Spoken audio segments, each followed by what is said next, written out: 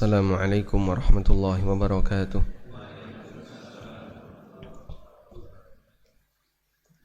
Alhamdulillahi rabbil alamin.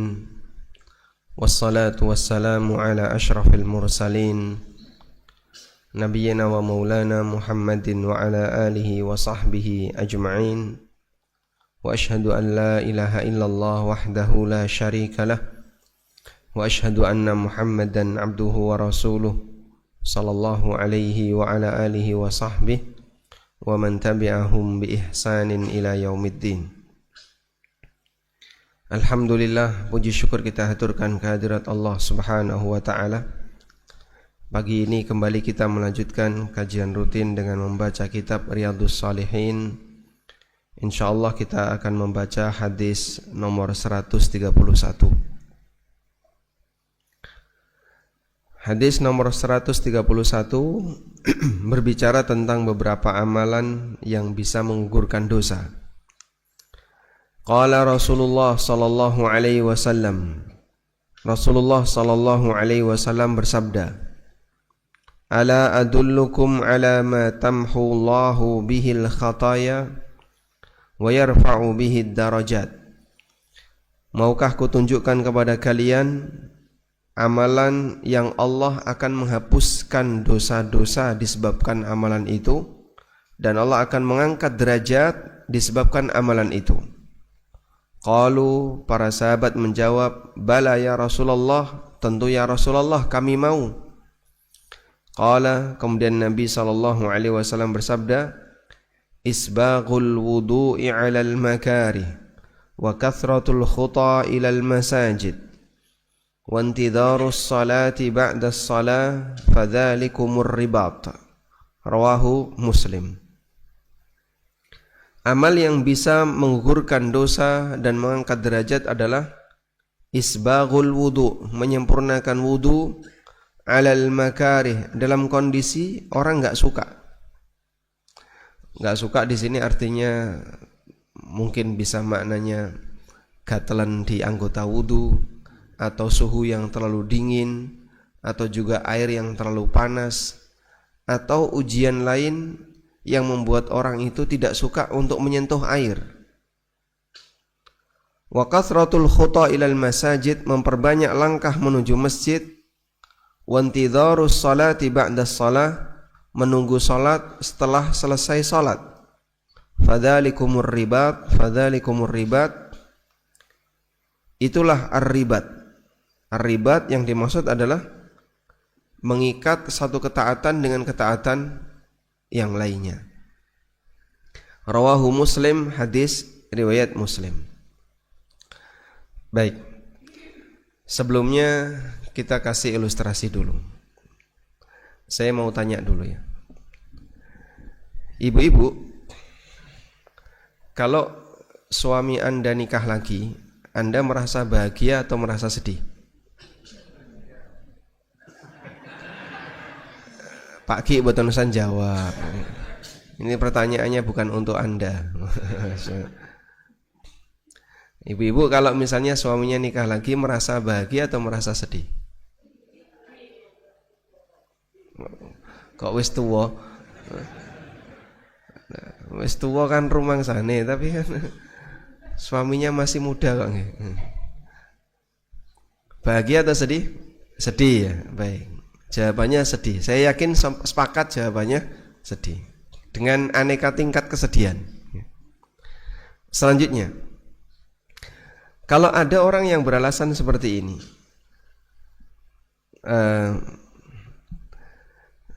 poligami, ini agak jauh dulu nggak apa-apa ya.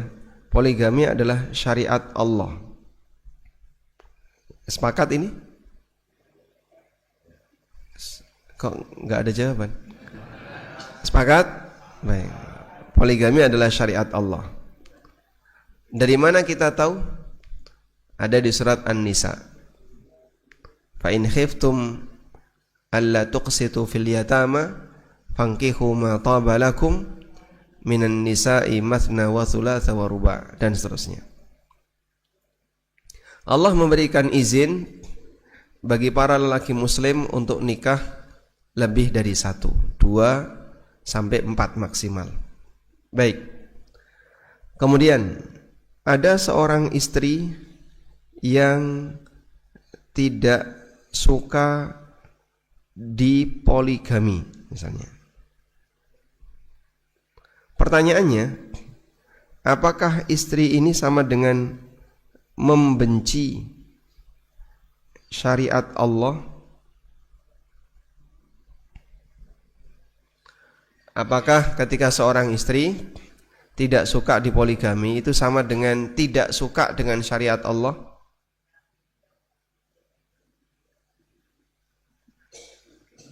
Belum tentu. Belum tentu, tergantung apa? Tergantung perasaan. Selanjutnya,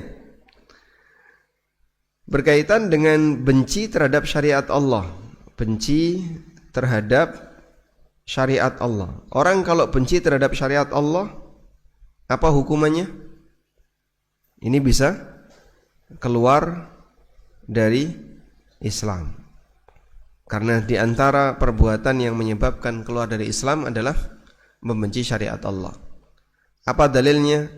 Allah Ta'ala berfirman, "Dzalika bi'annahum karihu ma anzalallah fa'ahbata a'malukum." Dzalika bi'annahum karihu ma anzalallah. Itu disebabkan karena mereka membenci apa yang Allah turunkan. Fa'ahbata a'malahum, maka perbuatan itu menghapus amalnya. Dan semua dalil yang menyatakan amalnya terhapus, amalnya hilang dan seterusnya menunjukkan pelakunya keluar dari Islam. Seperti perbuatan syirik, la in asyrakta la yahbatanna amaluka. Kalau kamu berbuat syirik maka amalmu akan terhapus. Sudah? Sehingga membenci syariat Allah itu keluar dari Islam. Artinya dosa yang sangat besar, termasuk di antara dosa kekufuran. Terus kembali lagi ke di atas tadi. Jika seorang istri yang tidak suka dipoligami, apakah berarti dia tidak suka atau membenci syariat Allah?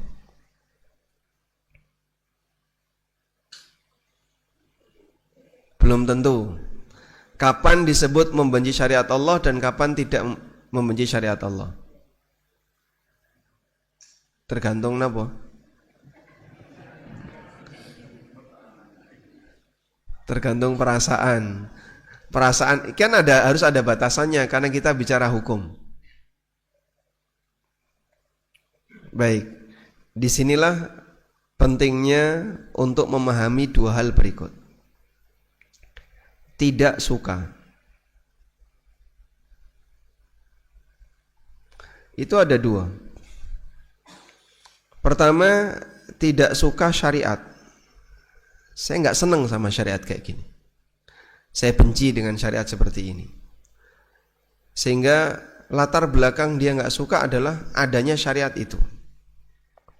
Maka perbuatan semacam ini bisa menyebabkan keluar dari Islam. Misalnya ada orang yang benci dengan syariat jilbab, ada orang yang benci dengan azan, benci dengan sholat jamaah, benci dengan haji seperti Yahudi, sama haji itu gak senang banget. Ini bisa menyebabkan orangnya keluar dari Islam.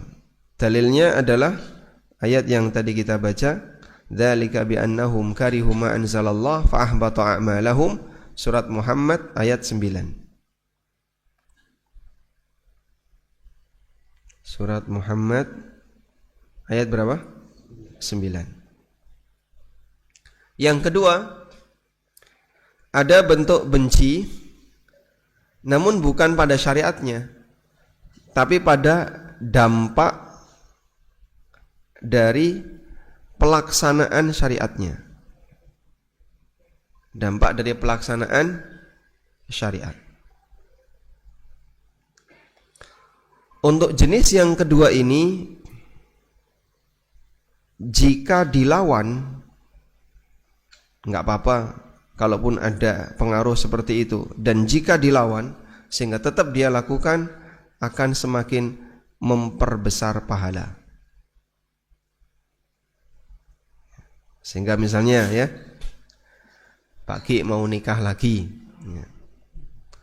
Terus ibu nggak setuju, tapi beliau sabar. Ya sudah, saya lawan, walaupun saya cemburu. Silahkan Pak Ki nikah lagi, misalnya. Ya. Maka insya Allah pahalanya akan lebih semakin besar. Karena apa?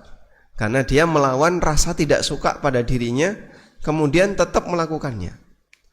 Maka praktek seperti ini bisa memperbesar pahala. Inilah yang dimaksud dalam firman Allah Subhanahu wa taala, kutiba alaikumul qitalu wa huwa kurhul lakum. Diwajibkan bagi kalian untuk berperang, padahal berperang itu kurhul lakum, tidak kalian sukai. Bukan berarti bahasanya sahabat itu benci syariat perang. Mereka menerima syariat itu, ini datang dari Allah. Sehingga mereka melaksanakan jihad dengan perang. Wa huwa kurhul lakum, walaupun yang namanya pengaruh dari kegiatan perang itu tidak disukai oleh mereka. Ya kita tahu sendiri namanya perang kan beresiko apa Pak? Kehilangan nyawa, resikonya apa lagi? Kehilangan harta, kehilangan keluarga, apa lagi? Cacat anggota badannya dan seterusnya. Hal yang ma'ruf namanya peperangan pasti akan beresiko seperti itu. Tapi ketika para sahabat benci dengan perang yang Allah sebutkan di sini, bukan benci syariat perang, tapi benci apa? Dampak dari pelaksanaan syariat perang itu. Karena itu bedakan antara membenci syariat dengan membenci dampak dari pelaksanaan syariat. Orang misalnya pulang haji, rata-rata kan mulai haji nggawa watuk pilek. Nek gak watuk pilek sakit badannya. Orang suka nggak seperti itu Pak? Dia merasa berat. Tapi dia tahu resiko itu sebelum berangkat haji, sebelum berangkat umroh. Ya tetap berangkat. Dan bahkan ketika berangkat bahagia nggak? Jamaah umroh kalau berangkat bahagia nggak? Oh bahagia sekali. Sehari sebelum umroh Isra iso turu. Persiapan nyari jajan ya, nyari bekal itu Masya Allah. Sehingga dia sangat bahagia. Padahal nanti resikonya begitu pulang umroh batuk pilek. Tapi seperti itulah yang namanya manusia. Dia berani untuk menanggung resiko itu, walaupun bisa jadi berat baginya. Maka rasa berat yang muncul pada dirinya ketika ada resiko itu menyebabkan amalnya makin berpahala besar. Nah, itulah makna sabda Nabi SAW, menyempurnakan wudu dalam kondisi apa? Dalam kondisi tidak suka. Ada kondisi tertentu di mana orang nggak suka kena air. Cuaca dingin misalnya. Pas lagi ada acara di daerah Merapi, nggak ada pemanas air, harus sholat subuh. Bagi mereka yang tidak terbiasa sholat subuh, jangankan di Merapi, di bawah aja malas untuk sholat subuh, apalagi harus di tempat yang dingin. Maka tidak suka tapi dia lawan akan memperbesar pahala. Baik. Terkadang di anggota badan kita ada yang kena luka. Kalau kena air rasanya lebih perih. Tapi kita paksa tetap wudu dengan sempurna. Kalau di daerah dingin pada saat wudu yang paling menantang apa? Berkumur. Masya Allah. Linu teng pundi Pak? Wah, tekan jero-jero ya Mas. Teng tekan ngeriki Mas. Sehingga saat dia berkumur menghirup air ke dalam hidung, kalau dalam cuaca dingin, itu tantangannya adalah bisa jadi dia linu-linu badannya. Tapi ketika dia lawan, saya tetap berkumur, saya tetap menghirup air ke dalam hidung, insya Allah nilai pahalanya makin besar. Baik. Nah, saya kaitkan dengan ini karena ada sebagian orang yang salah paham tentang masalah syariat poligami ya. Sehingga sampai dia ngancam ke istrinya, benci poligami itu kekufuran. Maka kamu tidak boleh membenci poligami. Buktikan itu dengan mengizinkan suamimu untuk poligami. Iki ngawur nih kayak gini. Nah istrinya balas, aku tidak benci poligami, yang penting jangan suamiku. Ngatan nggih? Laras? Nah, Masya Allah. Baik, kita lanjutkan.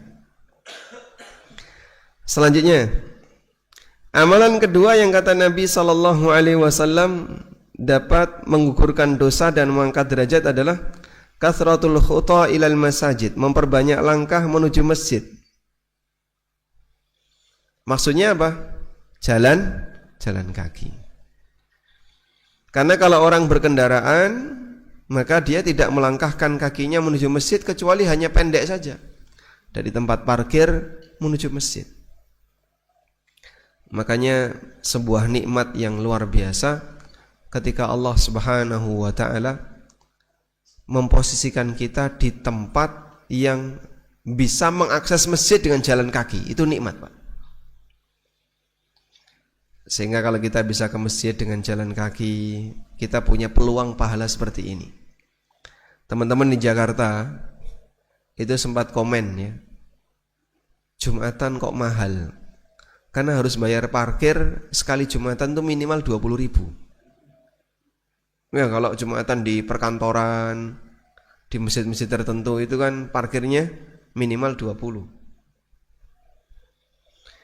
Kita pernah di Jakarta takziah, karena saking nggak punya tempat parkir, terus salah satu satpam ngasih space, mau di sini Pak, 50 Pak, 50.000 parkir untuk takziah itu. Jadi di beberapa kota besar parkir cukup mahal. Akhirnya mereka sempat bertanya, kalau ada seperti itu gimana? Ya masalahnya, kalau ada masjid dekat rumah Anda, yang terbaik itu jalan kaki. Jangan model, wah saya pengen Jumatan safari, habis Jumatan di sini nanti pindah kemana. Enggak kayak gitu. Jumatan yang terbaik gimana? Jumatan yang bisa jalan kaki. Karena setiap langkah kaki ketika orang itu menuju masjid diangkat oleh Allah derajatnya, dihapuskan dosa-dosanya, kenikmatan yang luar biasa.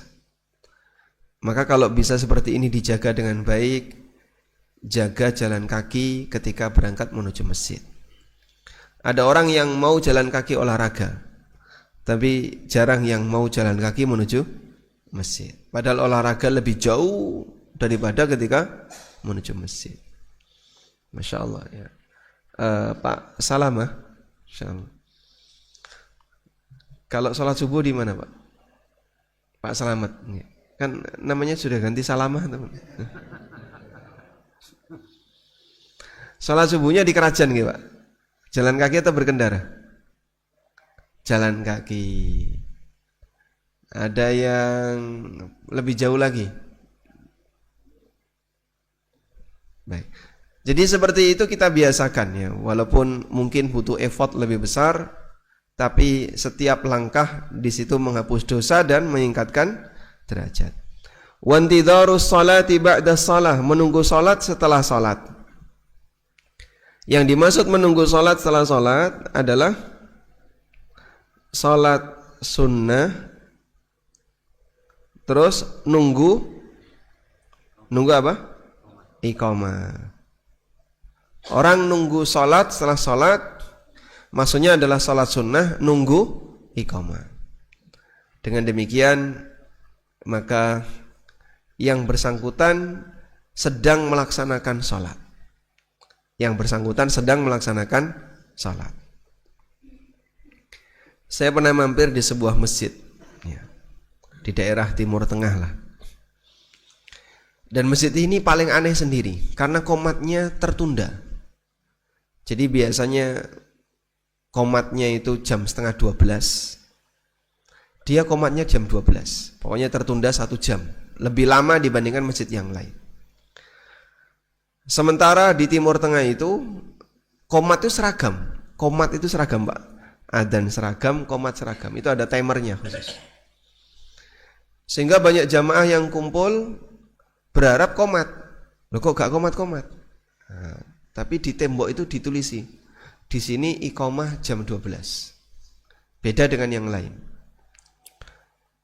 Akhirnya ada yang mutung cari masjid yang lain, keluar. Nah, ada salah satu di antara jamaah yang kemudian dia ngasih motivasi. Kalian gak usah keluar. Kalian duduk itu dihitung sholat. Sehingga sayang kalau kalian keluar, membatalkan peluang pahala sholat. Sebab orang sholat sunnah, kemudian dia duduk nunggu sholat wajib. Selama dia berada di masjid, dia dihitung sholat.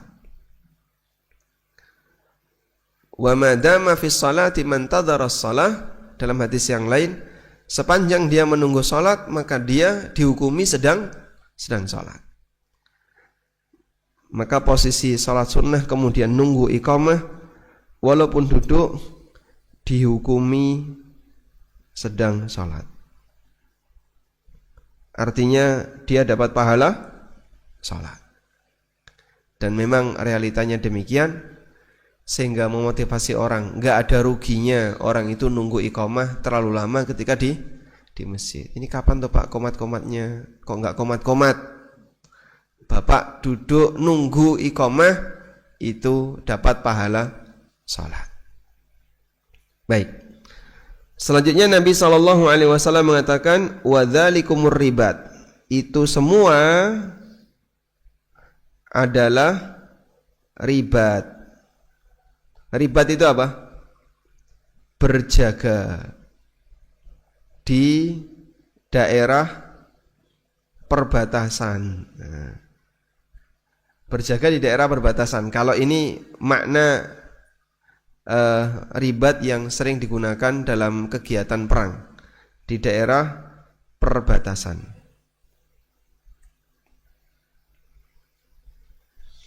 Namun yang dimaksud ribat di sini adalah siaga amal.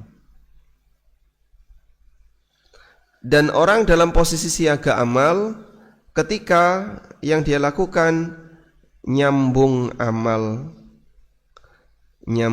amal satu dengan amal berikutnya. Dia enggak putus. Selesai beramal satu, dia beramal yang kedua, beramal yang ketiga, beramal yang keempat, dan seterusnya. Sehingga nyambung amal satu dengan amal berikutnya disebut apa? Ribat. Coba bisa disebutkan Pak, nyambung amal satu dengan amal berikutnya dalam hadis lain, dalam hadis tadi yang kita baca. Wudu, kemudian jalan menuju masjid, terus sholat sunnah, terus kemudian doa, lalu nunggu iqamah, kemudian sholat wajib, terus zikir, kemudian apa lagi?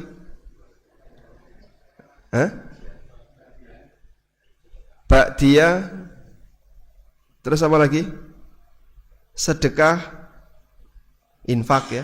Kemudian senyum. Loh, ketemu koncone guyu tuh. Atau merengut.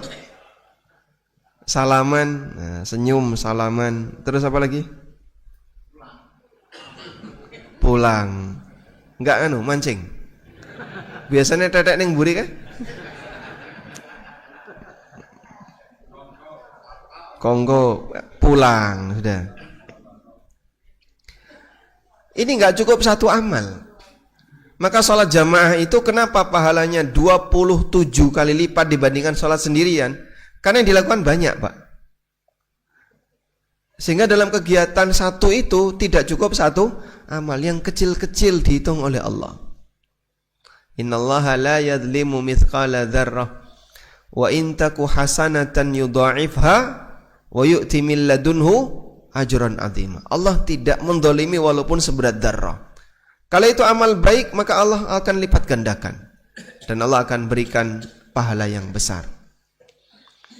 Sehingga ini kalau kita hitung ya, 1, 2, 3, 4, 5, 6, 7, 8, 9, 10, 11 amalan. Hanya dalam satu kegiatan. Mungkin kalau lupa nggak bawa duit ya jadi 10. Sedekahnya ndak ada. Baik. Tapi setidaknya ada rangkaian banyak amal. Inilah yang dimaksud oleh Nabi SAW dengan ribat. Dan mohon maaf Pak, nahan misalnya ya. Iki kapan toko mati? Selak ngentut. Nah. Suasana Anda nahan sehingga tidak kentut dengan pasca keluar dari masjid. Begitu keluar masjid kan rasanya plong ya. Harap mentut ya kayak endang ngentut. Jadinya nuansanya berbeda. Nahan ini berpahala. Iki loh aku sarap ngentut kayak endang komat. Tapi dia tahan. Jadi jangan dikira sama antara nuansa membebaskan badan ini rasanya plong, mau ngentut ya biasa, nggak ada beban. Dengan yang orang berada di dalam masjid sehingga dia tahan diri jangan sampai ngentut. Sama atau beda itu? Beda. Bisa jadi dia nahan dalam arti jaga diri biar nggak batal, itu ada nilai pahalanya. Maka kenapa ini bisa menghapus dosa dan meninggikan derajat? Sebab amalan yang dilakukan banyak. Dan Nabi SAW menyebut sebagai ribat. Itu adalah ribat mengikat satu ketaatan dengan ketaatan berikutnya. Wallahu a'lam. Baik. Pak, ini pahalanya apa sih Pak? Kok cuman dihapus dosa dan diangkat derajat? Wow, jangan dikira Pak. ASN itu untuk memperjuangkan naik satu tingkatan berapa? Butuh tahun berapa lama? 4 tahun. Dari 2C ke 2D. Dari 2D ke 3A. Butuh waktu per satu naik tingkatan butuh waktu 4 tahun. Kerja 4 tahun dulu baru naik. Masya Allah. Sementara di agama kita dikasih banyak sekali keutamaan oleh Allah. Kalau mau naik derajat, salah satu caranya adalah jalan kaki menuju masjid. Derajat kita akan dinaikkan oleh Allah Subhanahu wa taala. Di mana derajat itu Allah naikkan? Bisa di dunia dan di akhirat. Sehingga ketika di dunia derajatnya bisa dinaikkan oleh Allah, di akhirat juga demikian. Walhamdulillahirabbil alamin. Selanjutnya kita beralih ke hadis nomor 132. An Abi Musa al-Ash'ari radhiyallahu anhu. Dari sahabat Abu Musa al-Ash'ari radhiyallahu anhu. Siapa Abu Musa al-Ash'ari? Nama aslinya Abdullah bin Qais. Al-Ash'ari itu sebuah klan ya, atau suku dari Yaman. Dan beliau termasuk orang yang sangat dekat dengan Nabi sallallahu alaihi wasallam walaupun masuk Islamnya belakangan. Abu Musa al-Ash'ari meriwayatkan, qala Rasulullah sallallahu alaihi wasallam, Rasulullah sallallahu alaihi wasallam bersabda, man shallal bardain dakhalal jannah. Siapa yang salat di 2 waktu dingin maka dia akan masuk surga. Muttafaqun alaih, hadis riwayat Bukhari Muslim.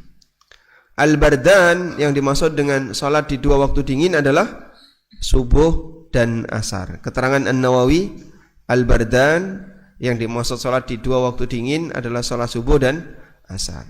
Siapa yang salat subuh dan asar secara berjamaah maka masuk surga. Asar adalah waktu dinginnya siang dan subuh adalah waktu dinginnya malam. Malam awal sumuk, nah, begitu sudah masuk jam 2 ke atas itu mulai dingin. Subuhnya sangat dingin.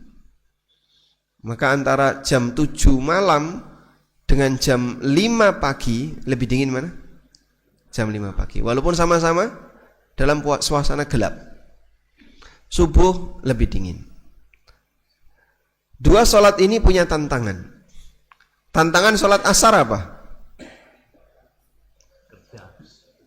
Meninggalkan aktivitas dunia. Makanya banyak di daerah-daerah tertentu itu sholat asarnya ditunda. Dan penundaannya nggak tanggung-tanggung Pak, mepet maghrib.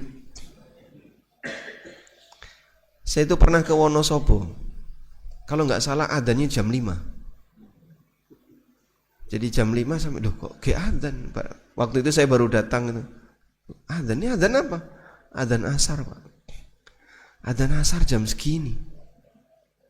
Padahal kalau maghrib misalnya jam 6 kurang gitu, itu sudah terlalu mepet dengan maghrib. Pada adzan jam 5. Wah ini tidak boleh kayak gini. Nah, tapi Pak nek diadzani jam 3 ya, padahal asalnya jam 3. Dia tunda sampai jam 2. Jam 3 itu sek doneng sawah. Masih pada di sawah. Karena mereka masih di sawah, sehingga saat diadzani tepat waktu malas untuk pulang. Maka adzannya ditunda. Di daerah Bojonegoro ya, juga sama adzannya, tapi di daerah tertentu ya. Yang di kampung-kampung adzannya jam 4:30. 4:30 baru adzan.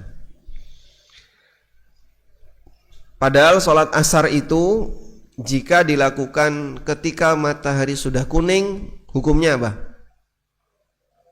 Bagi yang tidak punya uzur, dosa. Bagi yang nggak punya uzur. Bagi yang punya uzur, boleh. Disinilah pentingnya sholat itu tepat waktu. Maka asar kenapa berat? Karena bagi sebagian orang susah meninggalkan kesibukan. Yang benar gimana Pak? Buat tepat waktu, pulang, sholat, balik lagi ke sawah. Nah, insya Allah pahalanya akan lebih besar. Cuman bagi orang nanggung Mas, karena kan sudah kotor ya. Apalagi untuk pekerjaan yang butuh bersih-bersih, seperti bengkel, tukang, terus apa mulai petani, itu butuh bersih-bersih. Tukang di tempat kami ya, kalau bangun gedung sekolah, bangun studio ANB, asar leren Pak. Terus mereka bersih-bersih, sholat asar. Terus setelah itu balik nyambut gawe lagi sampai jam 5. Walhamdulillah mereka bisa terbiasa seperti itu. Karena kita kondisikan, pokoknya asar berhenti, bersih-bersih, terpotong nggak apa-apa waktunya, tapi dia punya hak sholat asar tepat waktu. Walhamdulillah. Baik. Al-barat artinya apa al-barat? Bil ma'i wassalji wal barat. Al-barat artinya air dingin. Nah, kalau air yang didinginkan mubarrad, maka Bapak bisa lihat di mana galon Zam-Zam di Masjidil Haram ya. Nah, galon Zam-Zam itu ada tulisannya kayak gini, not cool. Bahasa Arabnya apa itu bacanya? Ghairu mubarrad, tidak dingin, not cool.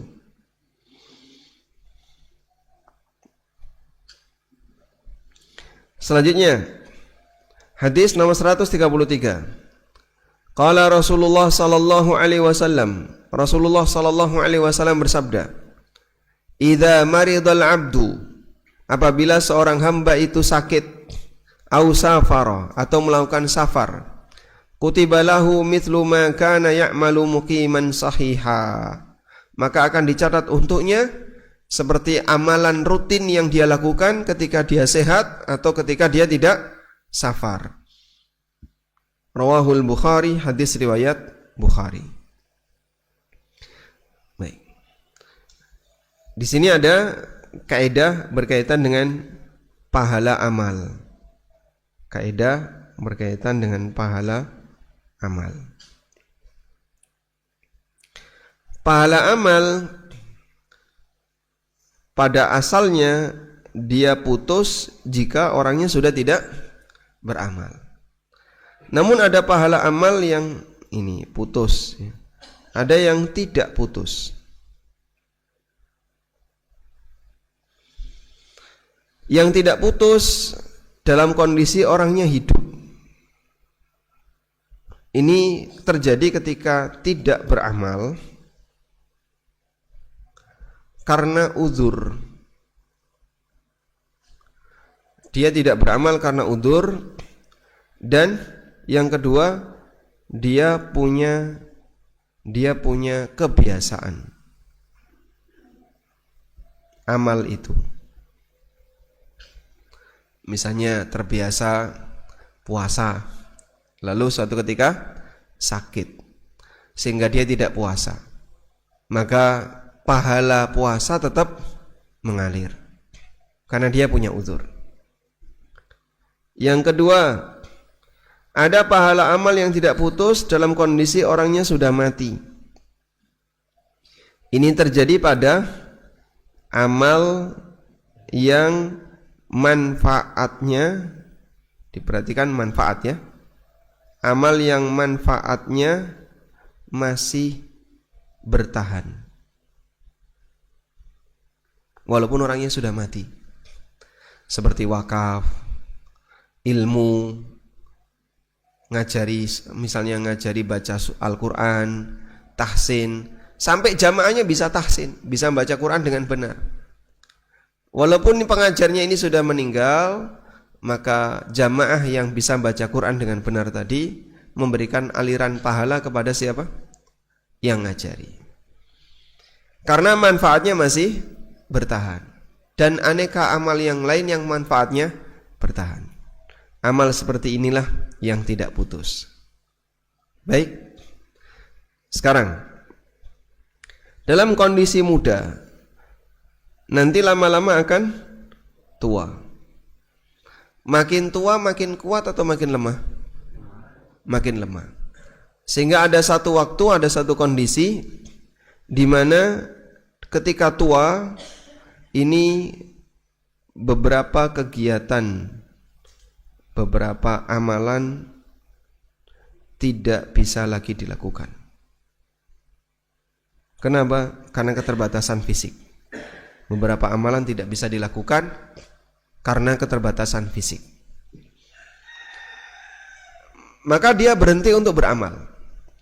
Pertanyaannya, kapan orang tua ini tetap bisa dapat pahala? Berarti kita pakai teori yang ini ya. Pahala amal tidak putus dalam posisi masih hidup. Dia tidak beramal karena uzur dan punya kebiasaan. Maka saat masih muda, dia punya kebiasaan amal soleh, punya kebiasaan amal. Saat masih muda, kebiasaan amal 1, amal 2, amal 3, dan seterusnya. Ada beberapa kebiasaan amal yang dia lakukan saat dia masih kuat. Sholat jamaah di masjid, sholat malam, puasa sunnah, ikut kajian, dan aneka amal yang lainnya. Ini semuanya pasti ada waktunya, pasti akan berhenti, sehingga berpindah pada posisi amal tidak bisa lagi dilakukan. Maka dalam kondisi ini tetap berpahala jika apa? Jika yang bersangkutan punya kebiasaan. Jika yang bersangkutan punya kebiasaan. Disinilah istimewanya orang yang masih muda tapi dia membiasakan amal saleh. Dan ini makna dari firman Allah Subhanahu wa taala, illal ladzina amanu wa amilus solihati falahum ajrun ghairu mamnun. Kecuali orang yang beriman dan beramal saleh, mereka mendapatkan pahala ghairu mamnun, yang tidak pernah putus. Coba kita lihat keterangan dalam tafsir Ibnu Katsir. Apa sih makna falahum ajrun ghairu mamnun? Mereka mendapatkan pahala yang ghairu mamnun, yang tidak pernah putus, ai ghairu munqati, ghairu maqtu'in, tidak pernah putus. Dia mendapatkan pahala yang tidak pernah putus. Sekarang kita lihat keterangan di tempat yang lain. Diriwayatkan oleh Ad-Dhahhak, qala anhu, dari Ibnu Abbas. Qala Ibnu Abbas mengatakan, "Idza kana al-'abdu fi shababihi katsiras salati katsiras siyami was sadaqah." Kalau ada seorang hamba ketika masih muda, dia rajin salat, dia rajin puasa, dia rajin sedekah. Tsumma dha'ufa, lalu dia menjadi lemah. Amma kana ya'malu fi shababihi, sehingga tidak bisa melakukan amalan yang dulu rutin dilakukan saat masih muda. Ajrallahu azza wa jalla lahu ma kana ya'malu fi shababihi. Maka Allah tetap mengalirkan pahala sebagaimana kebiasaan yang dilakukan saat masih muda. Masya Allah. Inilah istimewanya. Makanya selagi masih kuat untuk melakukan aneka amal, dilakukan, nanti akan ada waktunya jasad ini sudah tidak bisa lagi diajak untuk beramal, agar pahala yang terus mengalir. Itulah falahum ajrun ghairu mamnun. Wallahu a'lam. Walhamdulillahirabbil alamin. Baik, mungkin demikian yang bisa kita sampaikan. Insyaallah di pertemuan berikutnya kita akan bahas tentang aneka ragam sedekah. Wa sallallahu ala nabiyyina Muhammadin wa ala alihi wa sahbihi wasallam. Silakan. Ada mikrofon. Assalamualaikum warahmatullahi wabarakatuh. Waalaikumsalam warahmatullahi wabarakatuh. Terima kasih Ustadz. Pertanyaannya sangat singkat. Bagian terakhir tadi terkait dengan amalan yang mengalir terus pahalanya, apakah itu hanya terbatas di amalan akhirat atau termasuk di amalan atau ilmu terkait dunia? Matur nuwun. Assalamualaikum warahmatullahi wabarakatuh. Waalaikumsalam warahmatullahi wabarakatuh. Terkait amalan yang pahalanya tidak putus, apakah hanya amalan akhirat? Tidak putus di sini menghasilkan pahala untuk di mana, Pak? Bekal di akhirat. Sehingga yang dimaksud pahala, kalau kita bicara pahala kan untuk akhirat ya. Nah, apakah ini mencakup amal akhirat dan dunia ataukah amal akhirat saja? Bisa dua-duanya. Namun kondisi amal dunia di situ adalah amal dunia yang memberikan manfaat dan manfaatnya berkelanjutan, ya, sustain, walaupun orangnya sudah meninggal. Maka kita perlu untuk merancang sustainability amal. Wah, apa ini? Mustadam. Nah, Bapak tahu Mustadam? Masjid kampus, masjid teknik ya. Masjid teknik UGM tuh. Masjidnya namanya Al-Mustadam, artinya sustainable masjid. Amal yang terus bertahan, pahalanya terus mengalir walaupun pelakunya sudah meninggal. Bisa amal akhirat, bisa amal dunia. Misalnya Bapak bangun jalan. Dulu di sini nggak ada jalan, terus kita buka jalan. Ini tanah saya potong dipakai jalan. Saya relakan untuk jalan. Udah? Statusnya wakaf untuk jalan. Terus setelah itu iuran warga dibuat konblok atau dibuat aspal. Maka selama dipakai yang bersangkutan dapat pahala. Tentu saja niatnya dalam rangka untuk memudahkan kaum muslimin lewat. Bukan untuk bisnis ya. Kalau niatnya untuk bisnis ya bisa jadi nggak ada nilai pahalanya. Seperti misalnya ya, orang bangun perumahan itu kan juga ngasih jalan. Ini jalan, ini rumah kanan kirinya. Cuman jalan di situ jalan dalam rangka apa? Ya untuk bisnis, pasum. Kalau nggak kayak gini nggak laku. Sehingga dikasihlah jalan. Wallahu a'lam. Izin tanya ya Ustadz ya. Assalamualaikum warahmatullahi wabarakatuh. Waalaikumsalam warahmatullahi wabarakatuh. Saya mau tanya tentang tadi menunggu sholat. Setelah sholat Ustadz, bagaimana dengan kami yang akhwat ya, ketika sholat di rumah itu apakah ini bisa berlaku juga. Jadi menanti antara azan dengan iqomah itu ya, di saat-saat itu, apakah ketika ada kan katanya itu kan doa pada saat itu adalah doa yang mustajab, apakah itu berlaku juga buat kami yang sholat di rumah gitu ya. Kemudian yang kedua Ustadz, tentang wudhu Ustadz, ini wudhu bukan wudhu ya, jadi mandi besar. Begini, ada seseorang yang habis melakukan operasi. Ketika saat operasi itu anak ini sedang dalam kondisi datang bulan. Jadi sebelum operasi dalam kondisi yang tidak suci ya, tidak berwudu. Kemudian ada bagian operasi itu, bekas operasi tidak boleh kena air. Di saat dia sudah mau bersuci, mandi besar setelah haid, itu apakah cukup dengan tayamum Ustadz untuk menggantikan, karena ada bagian tubuh yang tidak boleh terkena air itu Ustadz.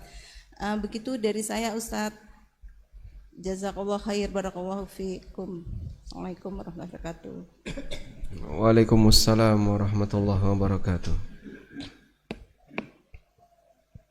Ya. Pertanyaan yang pertama berkaitan dengan menunggu sholat setelah melaksanakan sholat, itu apakah terbatas di masjid? Coba kita lihat di sini. Mengenai hadis menunggu sholat setelah sholat, thumma alam anna ajra ribat, mohon dipahami bahwa pahala ribat al mau'udu bihi, yang dijanjikan bagi orang yang menunggu salat setelah salat, la yahtassu bintidhariha fil masjid, tidak terbatas untuk mereka yang nunggu di masjid. Bal mahma kana qalbuka mu'allaqan bis salah, namun sepanjang hatimu masih punya keinginan kuat untuk segera salat, sehingga dia masih siaga salat.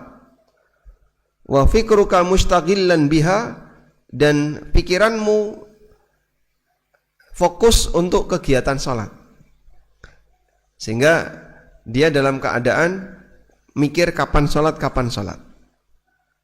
Laka hadzal ajru, maka engkau mendapatkan pahala itu. Wa in kunti fi baitiki, meskipun kamu berada di rumahmu. Ini merupakan pendapat sebagian ulama. Lalu beliau membawakan keterangan Mula Al-Qari. Al-Qari dalam kitab Mirqatul Masabih mengatakan, wa intidharus shalah ay waqtuha au jama'atuha ba'da shalah. Menunggu salat yang dimaksud di sini adalah menunggu waktu salat atau menunggu jamaah salat. Maksudnya adalah ketika orang salat berjamaah atau sendirian, kemudian dia menunggu salat yang lain, sehingga hatinya selalu, pikirannya selalu tergantung dengan salat berikutnya. Maka dia duduk di masjid atau di rumahnya menunggu salat, atau kesibukan hatinya selalu tergantung dengan salat. Fadzalikumur ribat, itulah orang yang mengikat satu amalan dengan amalan berikutnya. Keterangan Al-Mubarakfuri. Al-Mubarakfuri juga mengatakan, wantidharus shalah, menunggu salat, bil julusilaha fil masjid, duduk di masjid untuk nunggu salat. Au ta'alluqul qalbi biha, atau hatinya punya ketergantungan terhadap salat. Wa ta'ahub wal ihtimam laha, dan persiapan untuk salat. Ma'ashtighalihi bikasbihi fi baitihi, meskipun dia punya aktivitas yang lain di rumahnya. Sebagaimana disebutkan dalam sebuah riwayat, wa rajulun qalbuhu mu'allakun bil masajid idza kharaja minhu hatta ya'uda. Orang yang hatinya selalu terikat dengan masjid. Begitu dia keluar masjid, ingin balik lagi ke masjid. Misalnya ya, kegiatan apa yang kita ingin berulang. Begitu selesai kita ingin melakukannya lagi. Jenengan itu biasanya arep-arep kegiatan apa, Pak? Kapan datang lagi? Misalnya ada pengajian, dikasih sarapan. Nah, terus rame warga do seneng ya, bubar. Nah, kadang kan warga terus berharap lagi, kapan pengajian seperti ini lagi. Begitu ya. Ada nuansa kayak gitu, Pak. Harapan dalam hati yang muncul sehingga selesai dia melakukan kegiatan itu, berharap kegiatan itu datang lagi. Itulah yang dimaksud dengan ribat. Kita semua selesai Idul Fitri itu berharap kapan Idul Fitri lagi. Karena hari raya itu menggembirakan. Sehingga saat datang hari raya, kapan hari raya lagi? Kapan hari raya lagi? Ribatnya itu antara satu hari raya dengan hari raya berikutnya. Itu yang dipahami oleh sebagian ulama, bahwa janji di mana Nabi SAW menyebut mengikat amal soleh dengan amal soleh berikutnya berlaku pada posisi ketika manusia selesai melakukan amal soleh, masih punya ketergantungan untuk melakukan amal soleh yang lainnya. Wallahu alam.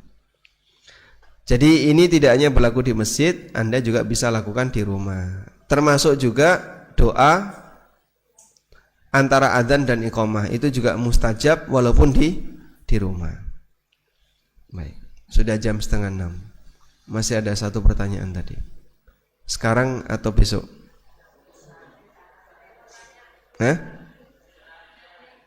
Sekarang.